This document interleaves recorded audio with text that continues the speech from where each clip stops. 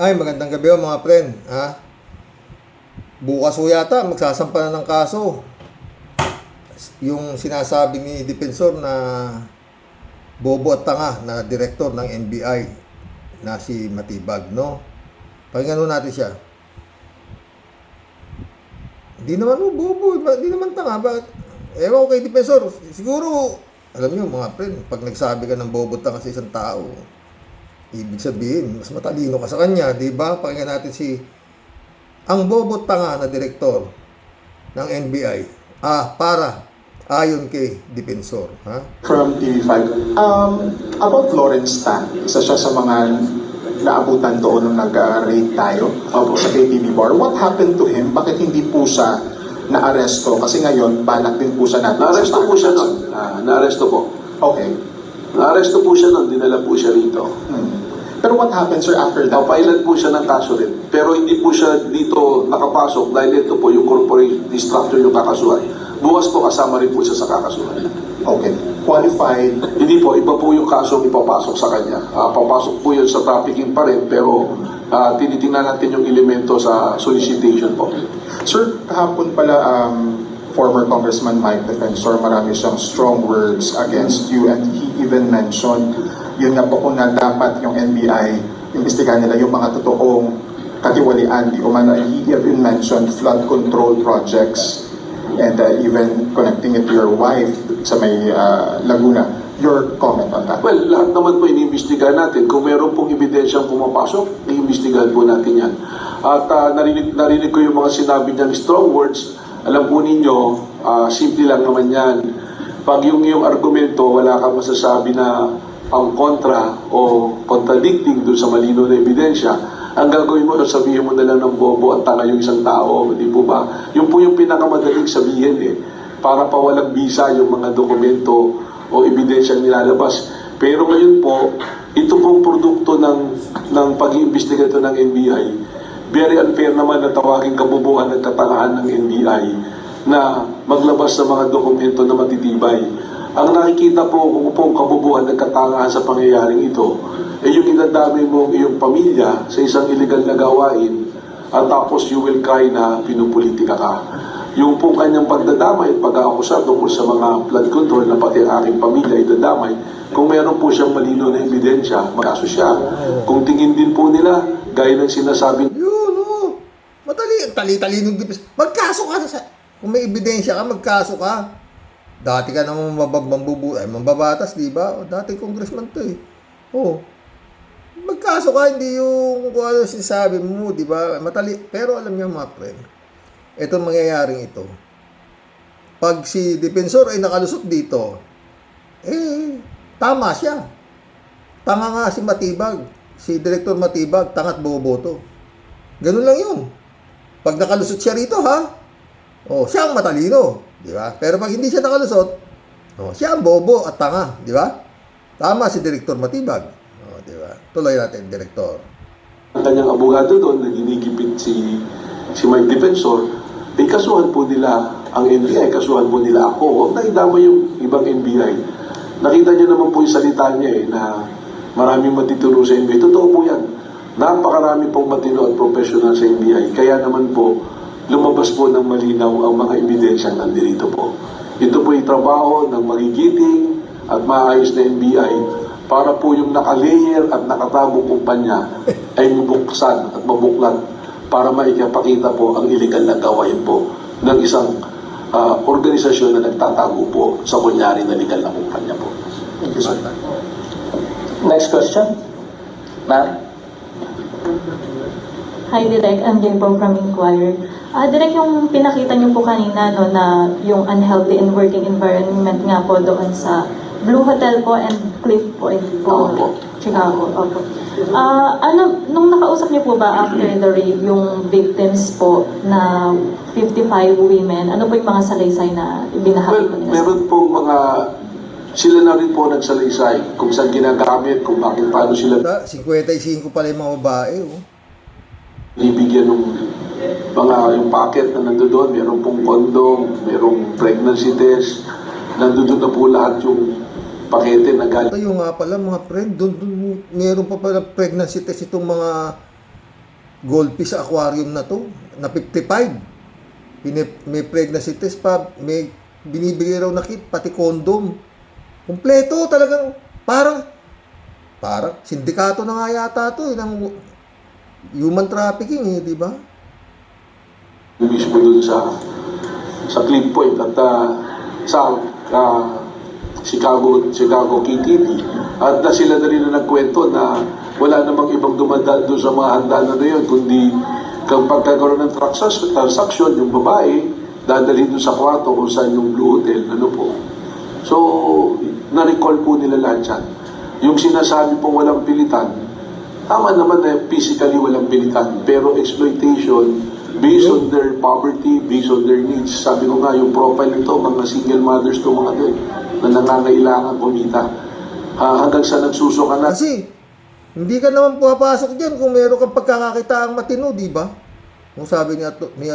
Matibag, hanggang sa nagsusuka na raw yung mga babae sa kainom ng ladies drink. Mahal ko kasi ladies drink na yan Oo. Kung ang isang bote ng kunyari, San Mig Light, ang isang bote niyan karamihan, iniinom pa niya mga GRO na yan Yung juice lang ino-order niyan para hindi sila agad malasing Oo. Dahil pipipin silang uminom. Dahil magkano isang order ng beer doon ng inumin? Mahal talaga. So pag marami kang nainom, maraming komisyon. Ganun po yung sitwasyon na nangyayari dyan. Based po dun sa salaysay nila at investigation ninyo, yung 55 women victims po na yan, ay magkakakilala po ba? Saan po galing? At matagal na po ba sila na-exploit po doon sa iba-ibang lugar po. Iba-ibang lugar po, iba-ibang probinsya po sila nang galing. Iba nga po doon, nalaman namin yung masara na, doon na tumitira mismo. Doon na po sa Chicago KTV. Doon na nakatira yung iba, para makatipid sila ng pangbayad nila ng uupahan. Kumbaga sa nakakwadra na ron yung mga goldfish.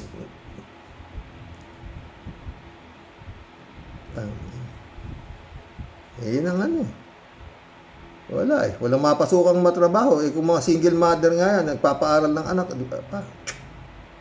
Bila mismo nakatira. Doon na Bali, nakatira. isang personalidad ko lang po ba yung nag-recruit sa kanila doon?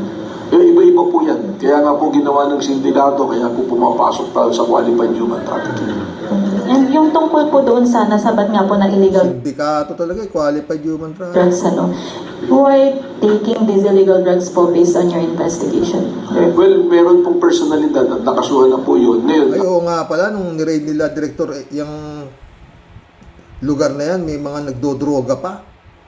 Baka mamaya, pumasok pa na, naging drug din pa yan, lalong naleche na to Bakit ang talino si Defensor?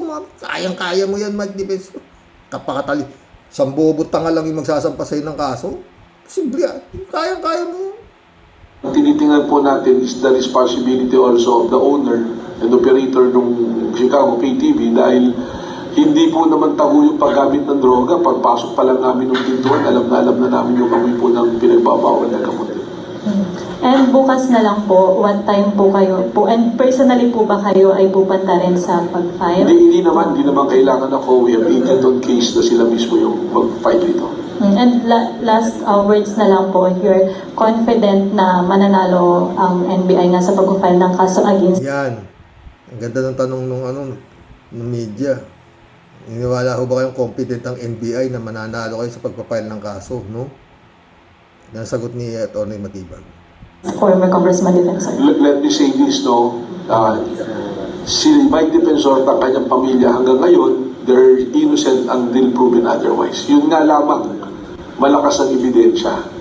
Kaya kung tinatanong mo ng confident, hindi namin isasampa ang kaso kung ito ay hindi tumutugon doon sa Memorandum Circular number 20 ng Department of Justice that there is reasonable certainty of conviction.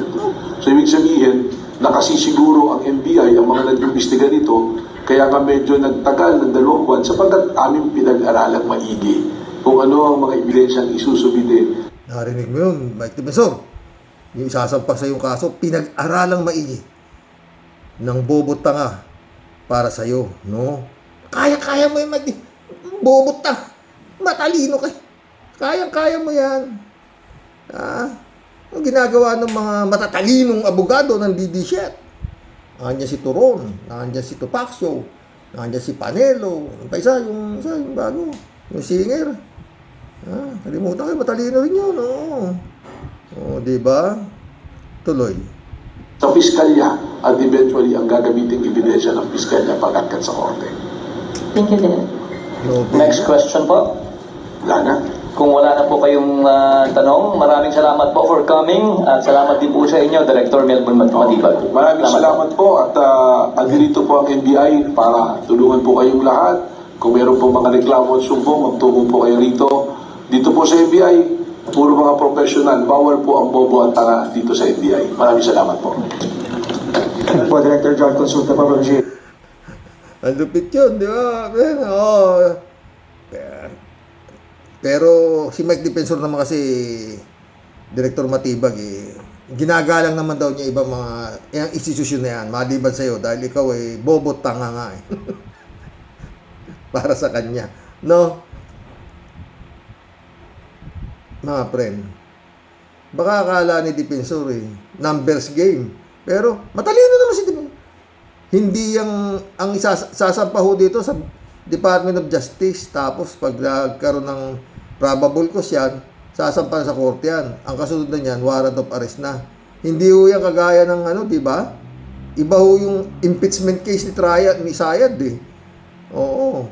Maski na tambak-tambak ang mga malilinaw na ebidensya.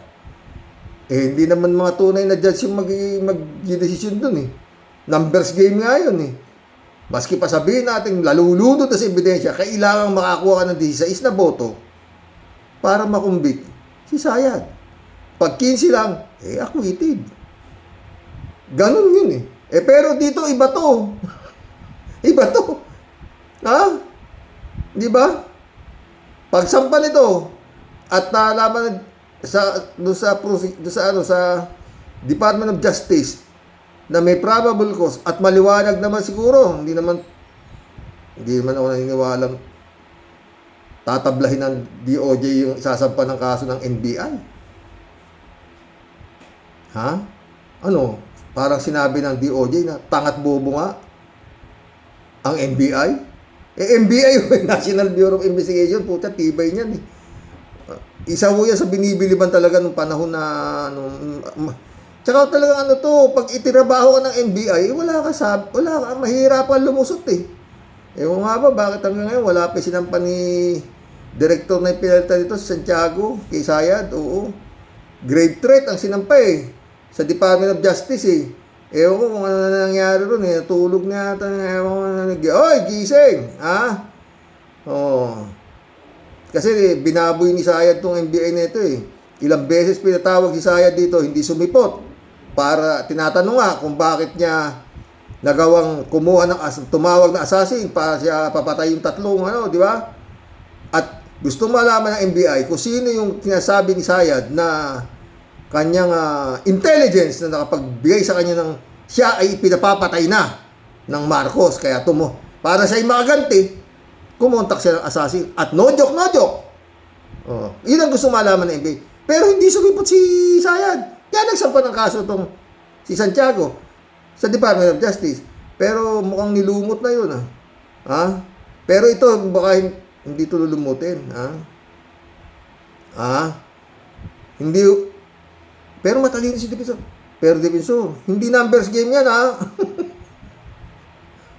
Puta, mabigat. Mag-asawa sila mga friend Nasasampahan ng qualified human trafficking. Puta, Nobel. Yung anak yata, hindi may bail yata yung anak, abogada yung anak Oo, yung anak, tatlo yata sila masasampahan ng kaso. Palagi ko naman, hindi na matutulog itong isasampang kaso na to. Baka sasampahan ng kaso na sa Department of Justice. Sasagutin niya yan Yung kasong isasampa ng National Bureau of Investigation, magsasabit siya Magsasabit siya ng kaso dyan Kaya nasagot niya sa ikakaso ng sinasabi niyang bobo tanga na FBI Director. Sasagutin niya sabi naman nung matalinong Defensor ka mo, di ba? Haharapin ko yan. Di sasagot siya. Siguro, matagal na 1 buwan dyan, mga friend. Maglalabas na ng resolusyon kung mayroong probable cause ho yan at kung magkakaroon na ng warrant of arrest. Ganun ho yan. Alam ko yan eh. Kasi, maski pa paano, nakakaintindi naman tayo ng ganyan. Karamihan nga dyan, pag nagsampa ng kaso, 15 days, bibigyan ka ng ano, yung sinampahan, yung kakasuhan, susupwenahan yan. Oh, may nagsampa ng kaso, basahin mo yan. Kasi alam mo, nagkaso nga ako dito sa ipag ko, di ba? Yun. Sasagot yan. Oh. Within 10 days, sasagot yan. Oh. Tapos kung ano, hihiringin na yan. Ganyan yan eh. Ganyan. Oo. Pero kayang-kaya mo yan, Mike Defensor. Talino mo na yan. Di ba? Pag sinabihan mo ng bobo isang tao at saka tanga, mas magaling ka. Di ba? Punta ko tayo rito sa nangyari sa Tacloban. Kawawa po talaga inabot ng mga bata rin sa Tacloban. 4 na po yung namamatay. Kero pa akong critical. Oo. Alam nyo to? Ang pagdadalamhati ay ang masidhing panawagan para sa hustisya sa pagkamatay ng 3 estudyante sa pamamaril ng kanilang mga kaeskwela sa Tacloban City. At pati po mga magulang at guardian ng 2 menor de edad na suspect gusto mapanagot. Dapat. Saksi, si Emil Sumang. Dahil sa walang kapararakang karakasan, 3 buhay ang maagang nawala. 3 pamilya ang ngayoy labis na naghihinagpis. Pumasok lang po siya ng school para patayin lang po, ng ganun-ganun lang. Ang 15 anyos na grade 10 student na si Chris Lawrence Fabian. Hanggang sa mga huling sandali, isinabuhay ang pagiging Boy Scout. Siya ang lalaking estudyanteng makikita sa viral video na lumapit sa pinto para harangan ito habang walang habas na namamaril ang 2 kaeskwela sa San Jose National High School kahapon ng umaga. Maya-maya ay tinamaan na ng bala si Chris. Sinarado niya yung pinto, hinihila naman nung gunman yung pinto, hindi niya binitawan. Nagalit yung gunman, binaril yung pintuan, lumusot po sa kamay at sa heart, sa lungs. Sa isa pang video, makikita na siyang nakahandusay at duguan. Sabi po nila, hero siya kasi kung hindi daw po niya ginawa yun, marami pang namatay sa mga kaklase niya. Sabi niya, iwanan niyo na ako, umalis na kayo, iligtas niyo na yung sarili niyo. Nasaksihan din ng nakababatang kapatid. Ang lusog-lusog ho nung lalaki na namatay. Ang malaking tao pa, 15 anyos lang. Oh. Yun nga, parang Boy Scout nga raw ho, kaya iligtas niya yung mga klase niya. Ang sakit po talaga yan. Tangin na. Alam niyo sa akin mga friend, hindi ko nga tapusin yan. Kasalanan ho yan ng mga magulang. Oo, kakulangan ho yan. Ako, 4 ang anak ko lalaki. Ha? Pero, disiplina. Oo, disiplina. Pangaral. Puta, makikita mo yan eh. Kasi mahirap po talaga maging magulang. Lalo na yung mga lalaki, yung mga anak ko. Nag-aaral ho yung mga yan, di ba? Ako mahigpit ho ako eh. May oras ang uwi mo. Tsaka hindi po pwedeng... Isa lang ang sinasabi ko sa mga anak ko. Pero yung misis ko, minsan sabi misis ko. Kasi mahigpit nga ako sa anak eh. Oo. Pa, sabi nung asawa ko. Bakit daw yung mga tatay-tatay ng mga kaklase ng mga anak mo, hindi naman daw ganyan na mahigpit.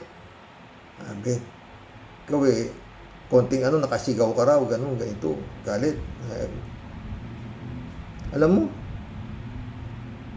sinong nagsabi? May anak akong ganyan eh. Oo. Mahilig sa barkada. Oo. Mahilig magbarkada, mga ganyan. Ha? O alika, ako. Ano yung sinasabi mo sa nanay mo? Diretso! May ka na ako eh. Mag-usap tayo para tayo magkaibigan lang. Sige. Kasi pa yung bakit yung tatay nung kaibigan ko hindi namang kagaya mo? Sabi, diretso. Sabi ko sa kanya, tanda mo anak ka, pag hindi na ako nagalit sa'yo, doon ka na mag-isip. Wala ka ng kwenta sa akin. Ano mo yan sa tuktok mo? Ako sa kanya. Bakit? Ako sa kanya. Abnormal ba ako na magagalit ako na walang dahilan? Ha? Ako sa kanya. Hindi makasagot eh. Tandaan mo to, kako. Ha? Kaibigan, matuto kang pumili ng kaibigan. Kako sa kanya. Yan ang pangaral ko sa kanya. Maaring kaibigan yan dahil ganito, ganun. Pero pagdating sa pinakamagandang kaibigan, alam mo kung sino? Ha? Sabi ko sa anak ko. Ako! Dahil hindi kita pababayaan. Kung nga nagpapakain sa'yo, o nagpapaaral sa'yo. Oh. Ha? Tsaka pag hindi mo na gusto, ang patakaran ko sa bahay na to, maluwag ang pinto na mahal kita. Ako sa kanya. Pero kung hindi mo na gusto, ang palakad ko rito sa bahay ko, go! Kung mas masaya ka sa kaibigan mo, walang problema. Kako. Walang problema. Kunin mo yung mga damit mo, sumama ka sa kaibigan mo. O kung mas mabuti sa yung tatay ng kaibigan mo kaysa sa akin, o doon ka tumira. Ha? Ganun lang tayo. Oh. Alam mo,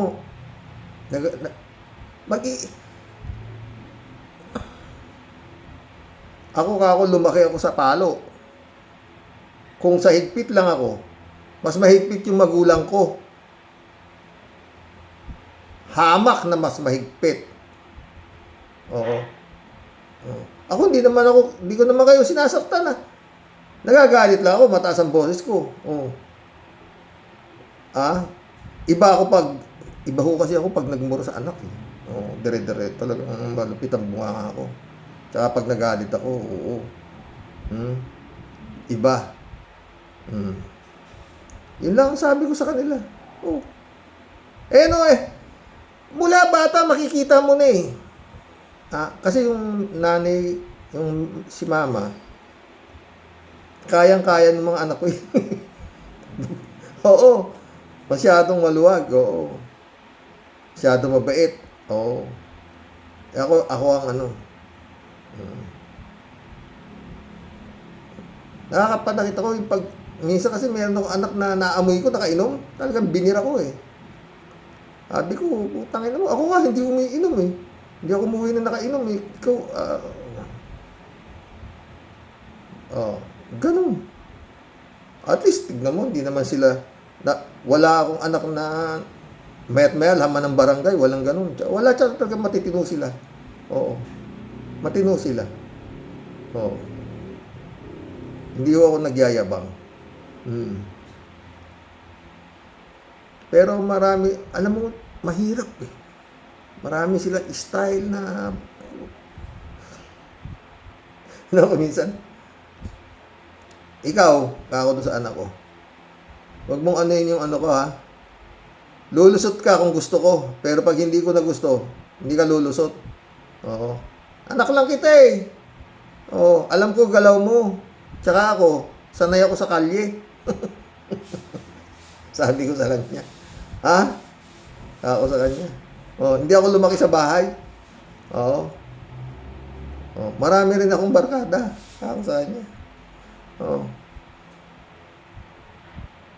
Pero mali yung meron mga akong inaano eh, mga friend, sabi ko sa anak ko. Alam mo ha, yung barkada, istorbo sa pag-aaral yan. Pinamili ko, mga friend. At yung pag-aaral, istorbo sa barkada yan. Ganun yung anak ko. Mamili ka. Ako ang susunod sa'yo. Mag-aaral ka o barkada? Hanggang buhay ako kakain ka eh. Pag patay na ako, wala na. Hindi ko na alam kung anong yung buhay mo. Kaya ikaw mamili. May utak ka naman eh. Kako saan yun. O, mamimili ka lang, dalawa. Barkada o mag-aaral ka. Kasi hindi mo pwede pagsabayin yan eh. Istorbo yung barkada sa pag-aaral. Istorbo rin yung pag-aaral sa barkada. Kaya mamili ka, isa lang. Mga lalaki kasi sila, kaya dapat ganyan ng ano mo. Eto mantakin mo, grade 10. Grade 10 nga daw, di ba? Puta, 15 sa 14, puta. Hindi ho, ano. At saka yung pinakalaking tanga dyan, mga friend. Yung putang inang may baril. Yun dapat talaga ikulong eh. Dahil sa katangahan nila. Hindi nila alam. Mantakin mo nakuha yung baril. Mantakin mo yung 9mm.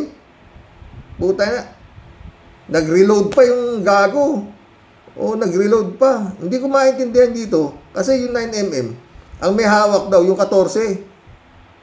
Yung 14 anyos. At yung 38 na isang bala lang na napuputok. Yun yung hawak ng 15 anyos.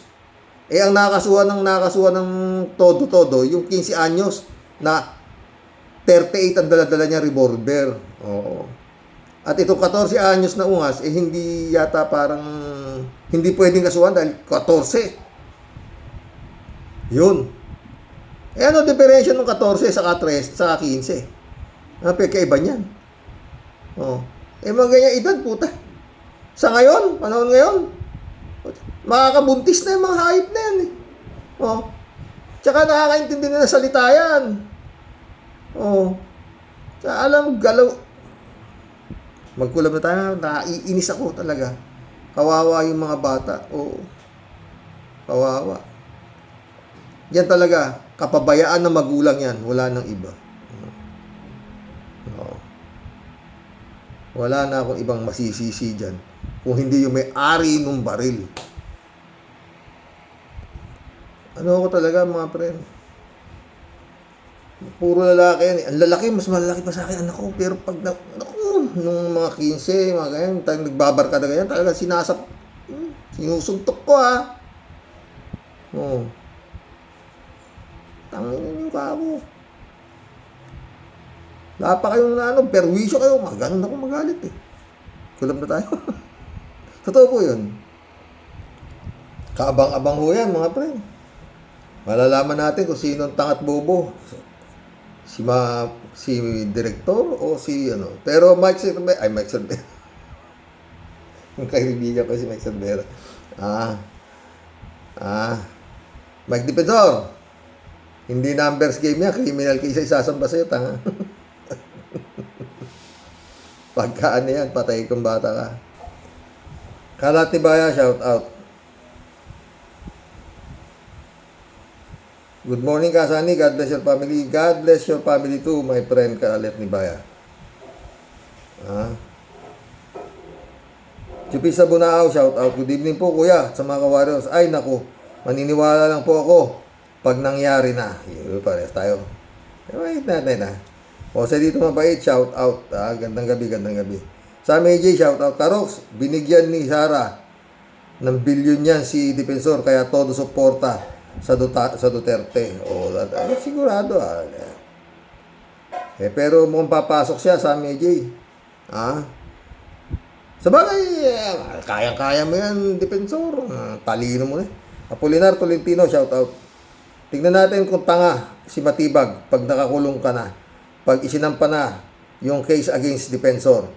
Ayon sa NBI, matibay ang evidence na front ng prosecution yung KTV mo. Tinuturo mo yung iba, wala kang pakialam doon. Kasi kung wala namang involved na putahan, yung iba, nakatulad ng negosyo mo, sagutin mo yung kaso mo para malaman kung di ka rin tanga at bobo. Welcome to the club, Apolinar Tolentino. Gagaling talaga nyo. Librado de Dubico, shout out.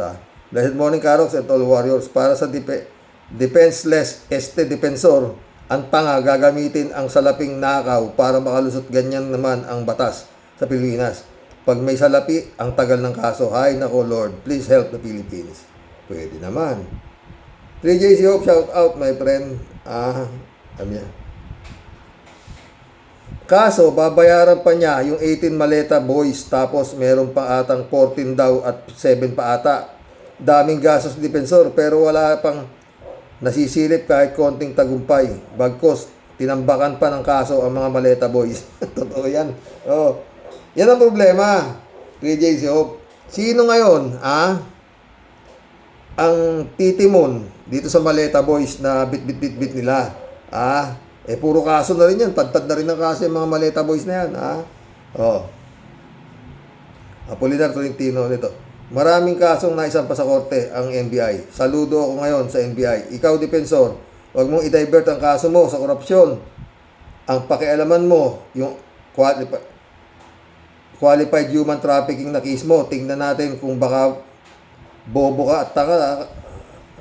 Kung baka bobo at tanga ka rin, Sam AJ ulit, Michelle Edwin Mike, shout out my friend, Harox, parehas tayo, nagtrabaho sa Saudi, bakit hindi subukan pugot ulo at parusa sa pumatay sa slash na magnanakaw tuwing Friday? Sa tingin mo? Pwede.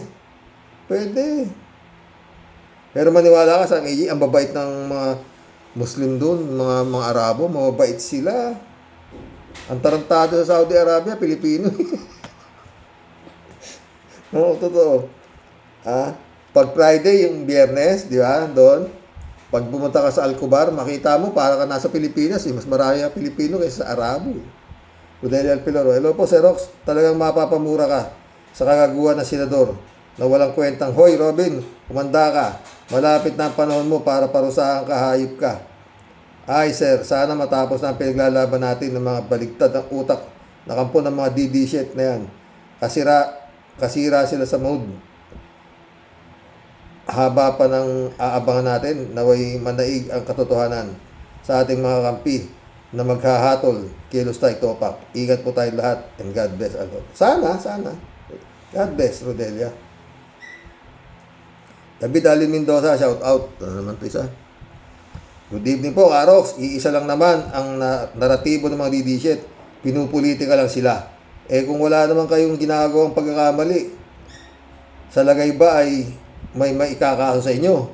Tingnan na lang natin si Madam ex-VP Leni Robredo. Di nila makasuhan kasi wala naman sila talagang makikitang ikakaso sa kanya. Yun nga. Lahat puro fake news. Yun nga, yung kay ex-Senator Laila de Lima naman, puro fabricated naman ang ebidensya para lang may maikaso sa kanya. Malamang ganyan din ang gagawin ni Sayad kapag napwesto presidente yan. Lahat ng kalaban niya magkakaroon ng gawa-gawang kaso. Totoo yan. At saka hindi lang yun. Baka ipatira na doon sa mga hitman. Rodelia Alpilor ulit. Sadyang nakakalungkot po ang mga nangyayari sa barilan na yan. Amakin mga bata pa namuno ng krimen na yan. PBBM, gamitin mo na kapangyarihan mo. Sobra talaga mga dinulot na kasamaan ng mga Dutertaning. Lord, talamak na po talaga. Nadadamay ang mga kabataan. Totoo yan, Rodelia. David Alin Mendoza ulit. Karox, yung mga namaril, 2 kabataan sa Tacloban, produkto na pamumuno ni Digong yan. Puro kilkil kasi ang bibig ng inutil na Digong noon. Kaya yan ang nangyari. Tapos yung magaling na anak ni Digong ay si BBM ang sinisisi. Dahil daw po sa kakulangan ng intelligence sa gobyerno. Sira ulo nga yun. Para sinasabi ni Sayad na kailangan talaga ng intelligence pan ang DepEd. Yun nga siya. Ang laki talaga ng Sayad sa utak ng Inday Lustay. Nalaglag na po ata lahat ang tornilyo sa utak niya. Wala na. Bukod sa wala na, ewan ko anong klaseng tao yan.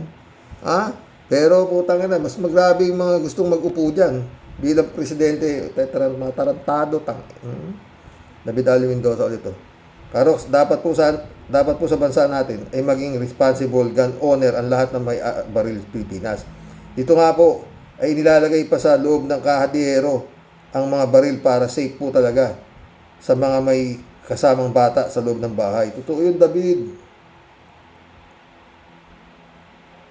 David ulit, Karox, wala na pong pag-asa Pilipinas, lalo pat ganyan ang ibinoboto ng mga kababayan natin para mamuno sa ating bansa. Gaya ni Robin Padilla, Bongo, Bato de la Rosa, Jingo Estrada, Lito Lapid, magkapatid na Villar, Lorel Ligarda, Tulupong, Baradas. Wala talaga. Sa lahat ng binanggit mo, wala akong ibinoto eh.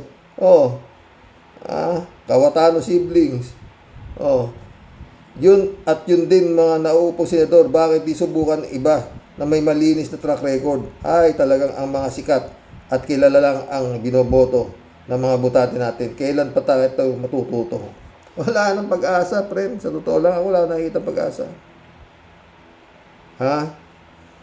Lahat yung mga binanggit mo, wala man lang ako isang binoto dyan. Apolinar Tolentino, shout out. Kung hindi ba naman tanga at bobo si Dipensor, mantakin mo naman. Politiko ang tao, ang negosyo mo, putahan. Uy, wala kikita. Wala kikita talaga. Ang presyuhan daw to sa mga gold piece 15, 20. May porsyento yung may mga porsyento ladies drink. Milyon nga raw kinikita halos ang araw Ayon sa nag-imbestiga matakin mo, meron kasing 54 chipay na ang presyo 10,000 pinakamababa. Puta na. Ang mga customer, sabi nga ni Director Matibag, yung mga dating may pogo pala dun Puta. Bali wala pera sa mga inchik na yan. Karox, balik po tayo dito sa dalawang bata na namaril. Ang akala po kasi nila ay hindi sila makukulong dahil nga po minor de edad pa sila. Nang hindi nila alam, ay pagdating nila sa edad na 18 ay doon sila hatulan ng korte sa ginawa nilang pamamaril at pagpatay sa mga kapwa nila estudyante. Mukha pong kulang sila sa kaalaman na lilitisin sila pagdating ng tamang edad sa mga krimeng nagawa nila.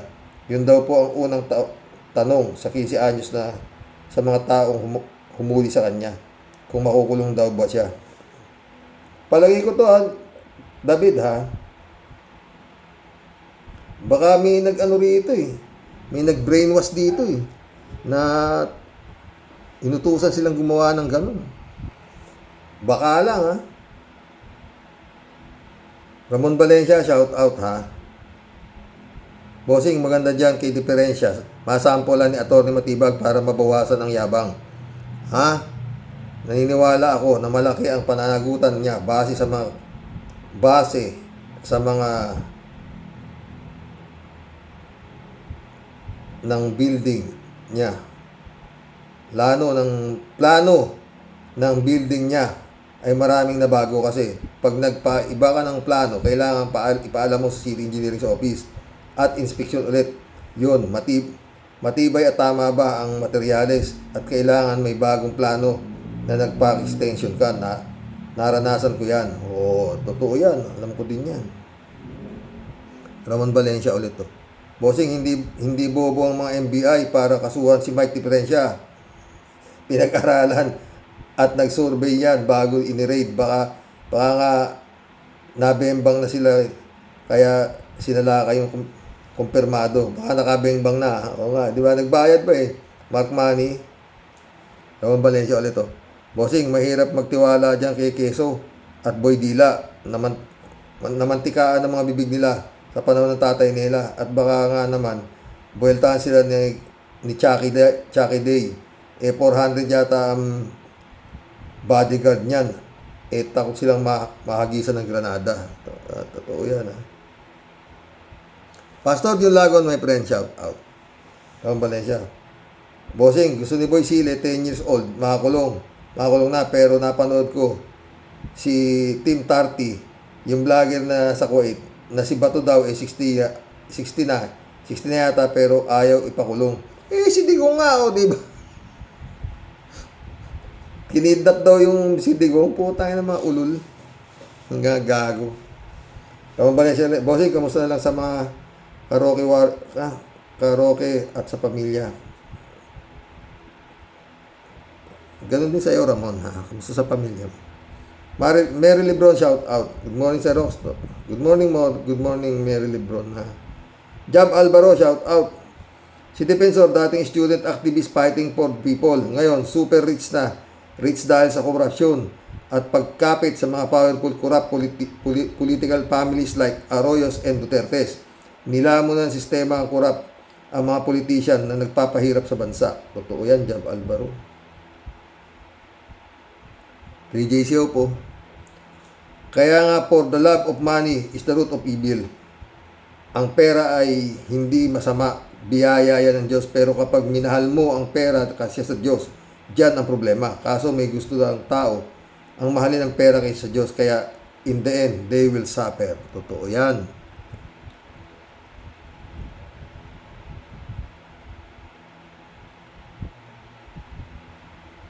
Ano to? 3JCO po. Alam mo, Xerox, kaya nagsasalita ng ganyan si Defensor. Natural kasi kabado siya sa Nobel na kaso sa kanya. He said whatever he want to say to Matibag, but the truth remains, he will be in jail. That's it, pansit. Matagal na yung joke na that's it, pansit na yan. 3JCO. Yung mga DDS, talaga namang puro mga foul words ang laman ng bibig. Walang habas kung magsalita. Bahala sila dahil lahat ng lumalabas sa ating bibig, mabuti man o hindi, lahat yan ay accountable tayo sa Diyos. Totoo. Sobrang galit ni Defensor. Ikaw ba naman ang mahulihan ng human trafficking?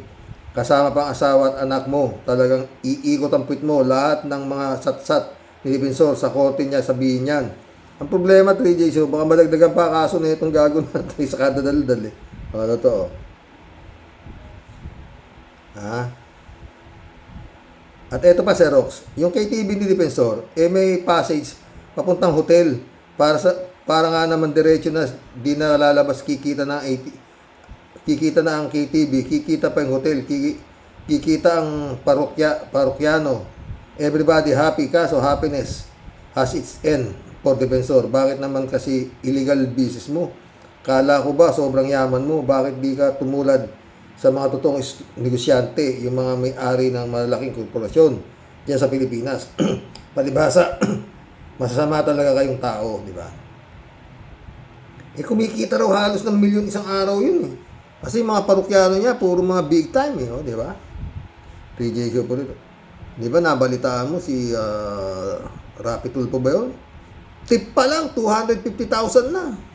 Tip pa lang yun, sabi nung kausap niya, si Tito Bray ba yun? Maganda content ng Tito Bray na yan Puro kalibugan. DJ, kapag nakulong ito si Defensor at si Marcolecta, Xerox, malaking dagok ito sa DDS. Totoo. Pero ito si Caldero, nag-warning si Poging Trillanes na may binabalak yan, hindi maganda para sa trial ni Sara. Alam natin ito si Caldero, best actor of all best actor at sa drama. Pero di rin naman tayo dapat patinag sa fake na Caldero na yan dahil siya ay certified dramatic actor when it comes to pagsasara ng Kongreso. Pag-boycott sa Senado, pagla-live selling, at pati ating Panginoon Diyos ay ginagamit. Kung totoong maka-Diyos siya, huwag siyang kumakampi sa Duterte dahil ang mga Duterte ay mga evil. Pero isa rin siya sa mga DDS kaya siya ay fake, kasing fake ni Kibuloy. Totoo. DJ Show, tawan tao. Huwag daw maniwala kay Batibag. At kanino kami maniniwala? Sa'yo? DDS ka nga, walang duda. Si Matibag, walang illegal na negosyo ng prosesyon. Ikaw meron, nahuli ka nga ni Matibag eh. Kaya talagang galit na galit dahil nabuking ka. Pag nakulong pati asawa mo at anak, lalo kang magwawala niyan. Kayong mga DDS, sabi kayo ng sabi na walang matabang isda pa ang nakukulong. Ngayon naman, makukulong ka na. Pati si Marcoleta at makakulong na rin si Jinggoy Bong Revilla. Nagrereklamo pa rin kayo, ha? Ano ba kayo? Yun nga, yung mga gunggong nga yung mga yan. 3JCO ulit to. Xerox, pwede ba? Huwag mo nang ipapadinig sa amin yung boss si Calderong yan. Sinabi mo. Lalo na pag Lord ang pinagamit, pati yung kimuna yan, wag mo nang parinig ang boses ng mga yan. Nakakarindi. Kaya mute ko agad ang pagboses ni Caldero na rinig ko. Pakiusap lang, Xerox, galit na ako.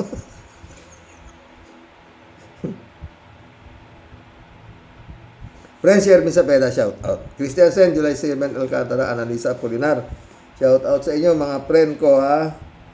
Sabi ni Tia Deli, bumabati po na may ngiti at magandang buhay sa iyo, Xerox, at sa mga Team Rocky Warriors the Great.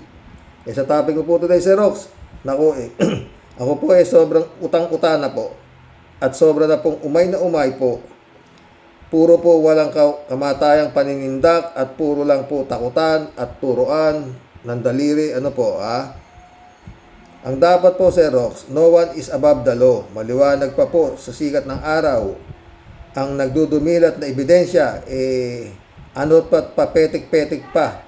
At puro lang po lampasot ang mga Guardia Civil, aber. Bakit sa dami po ng mga maluluwag ang tornilyo na lumalabag po sa batas, hanggang ngayon, wala po silang maigapos? Sige nga. Naku, kayo nga mga yawang pinutukan kayo ng lintik, magsipigil. At ako, tantanan nyo niyang mga pasiklab nyong lunok, ha? Nulok. Ba, kung si General Torre pa yan,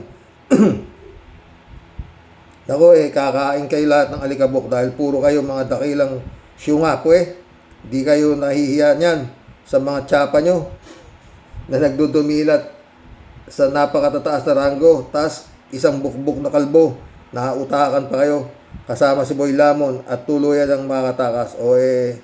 Sino ngayon ang mas matalino sa inyo, sir? Sino ngayon mas matalino sa inyo, aber? Di siyempre pa, aminin nyo at hindi, nautakan at nalilang kayo ng isang matalinong matching sa katauhan ni Boy Tigas Muka at alias Boy Lamon, ha? At ikaw naman, Boy Bukbok alias Boy Tigas, mukha lang manyakol, diferensya. Di ba? Boy Tigas, mukha ala manyakol, depensa, ha? Nako, wag kami, bago ka magturo ng daliri mo at mag-akusa, bakit di mo muna tignan yung pagmumukha mo na puro kulapol ng putik at burak? Okay, yan. Bakit di ka na kaya humarap muna sa salamin? Bukbuk ka, ha? Ano bang ginagawa mong nung nakaupo ka? Di ba ikaw ang pasimunot kontrabulate para maipasara ang ABS-CBN? Anong tawag mo doon? Dakila ka? Nayawa ka? Hustisya ba tawag mo doon? Sa pagmanipula ng Panginoon mo? Panginoon mong halimaw sa puro korupsyon at patayan sa ang ginawa? Bakit doon utal at sobrang urong ang dila mo? Hay nako, Boy Topak. The second, Boy Topak the second. Kung tunay kang nagpapakadakila, ipakita mo sa buong mundo. Hindi puro urong ang lubot mo para pagbayaran nyo sa batas lahat ng mga pang-aabuso at kawalangyaan mo sa yawa ka, ha? Magpakulong kayo ng buong pamilya nyo dahil puro kayo sukab, mga demonyum satanasium. At dyan naman po sa mga namaril, hindi pwedeng sorry lang yan, okay? Hindi na maibabalik ng sorry mo. In due time, you have to pay for the consequences that you have did to innocent people na naidamay mo sa sobrang galit mo. Whoever help you to penetrate your plan and anger, they should be involved as well to get punished. Naku, Xerox, talagang mapapalusartan pa more talaga sa pesing yawa, mga buwisit. Ewan ko sa inyo, mga leche, kinam. Kaya naku, Tia Deli, magagawa talaga sa mundo na ito po. Maril Pabianak, shout out. Good day po tayo muli tayo sa mga ka-warriors. Sa kabila ng maraming di magagandang pangyayari sa bansa, meron pa rin tulad ni na Director Melvin Matibag na dedicated sa trabaho ibinigay sa kanya at may puso siya sa mga naapi. Muntik na po pala siyang maging pare, kaya pala mabait at mababang loob niya. Basta hindi ako dyan eh. Hindi niya nahuli si Bato eh. Dyan na sa kamay nila. Rogelio Asuncion, shout out. Karox, mahirap talaga yung nagtatanga-tangahan at nagbubulag-bulagan. Madami yan po eh. Totoo, Rogelio. Brother Elias Ischo, shout out. Rogelio Asuncion. Dapat sana alisin pansamantala yung due process. Kulong lang ng kulong, saka na ilitisin. Tulad na nangyari kay Dilima. Totoo yan, Rogelio. 3JC ulit oh.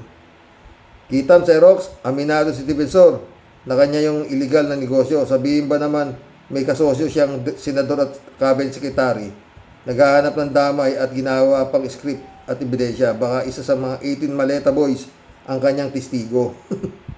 Pwede, no? Yun ang kanyang testigo. Eddie Luna, shout out my friend. Eddie Luna ulit oh. Hi, hello Karox. Magandang araw muli sa iyo dyan. Reaksyon ko sa sinabi ni Robin na bayani si Rodrigo Duterte. Oo nga, bayani. Siya ang bayani ng mga demonyo. Sa totoo lang, sino ba ang nagyaya ng mga demonyo sa Pinas? Hindi ba si Rodrigo Duterte? Wala na kayong maisip para lasunin ng pag-iisip ng mga Pilipino. Ikaw, Robin, isa ka na sa mga demonyo na nasa Pilipinas. Nag-anyo ka lang na tao. Paano kala mo 10 years old pag nagkasala parusahan, pero yung kalbo na tinulungan mo sa pagtakas matanda na yun, pinatakas mo, ayaw mo maparusahan, gonggong, tangangin mo. Galit na si Eddie Luna. Mapapamura ka talaga, di ba? Tangin to si Kimuna to. Walang maayos eh. Eddie Luna ulit oh. Naku mga pulis, security guard, tanod, tumigil na kayo. Mga bugok. Saka kayo maghihigpit pag ilan nang namatay, huli na. Yan pakulo ninyo nung mag-uumpisa sanang araw ng klase ng mga estudyante. Binabalita kung ilan libong pulis ang ipinakakalat. Kung totoo yun, di sana hindi nangyari yan. Bugok, wala na.